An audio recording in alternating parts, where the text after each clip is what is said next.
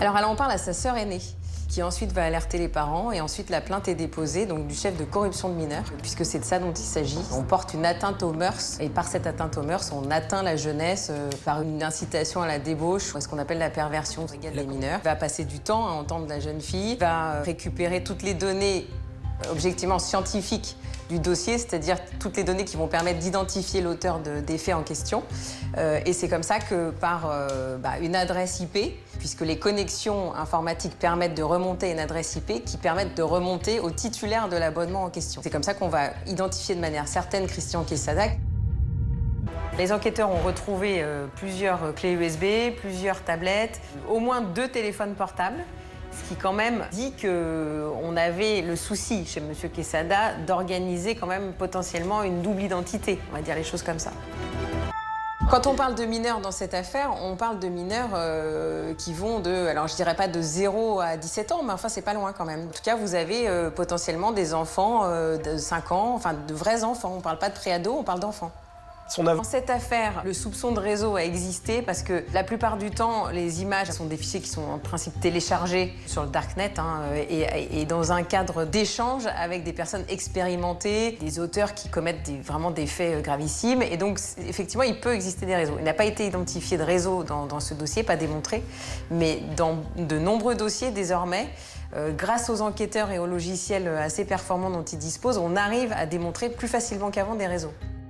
Ce qui peut saisir un peu et glacer quand on lit le dossier, c'est qu'on a ces conversations avec ces jeunes filles, on a cette détention d'images de préadolescents et d'adolescents, puis on a aussi des photos qui vraisemblablement ont été prises à la volée, comme ça, dans des lieux publics, dans la rue, par M. Quesada, et dont on ne sait pas trop ce qu'il en a fait.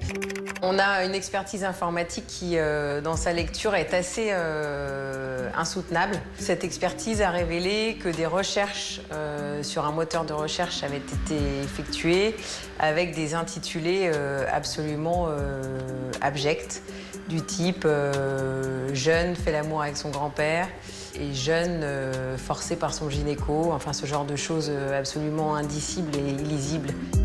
Monsieur Quesada avait déjà été inquiété pour des faits de même nature, c'est-à-dire qu'on était sur des faits d'exhibition sexuelle, des faits de corruption de mineurs et des faits de détention déjà de fichiers pédopornographiques. Monsieur Quesada a évidemment accepté d'être jugé sans avocat, mais peut-être avait-il envie aussi que cette affaire soit jugée dans la pénombre. Je pense que c'était aussi finalement une opportunité qui se présentait pour lui, qui était une belle opportunité, puisque pas grand monde, personne ne pouvait assister au procès.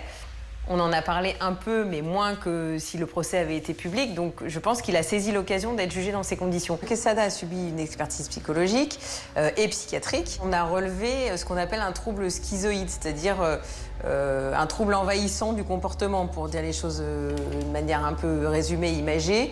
Et ça correspond assez de ce que lui-même décrit de lui dans la procédure, c'est-à-dire qu'il explique qu'il était un peu tiraillé entre celui qui a conscience de l'illégalité des actes qu'il est en train de commettre et celui qui les commet quand même. Le champion des jeux télé doit également indemniser la partie civile. La Fondation pour l'enfance a obtenu la somme de 3 000 € de dommages et intérêts, comme lui permet le code de procédure pénale, parce que pour mener des actions, encore faut-il les financer. Et elle a eu beaucoup de mal à les obtenir de la part de M. Quesada.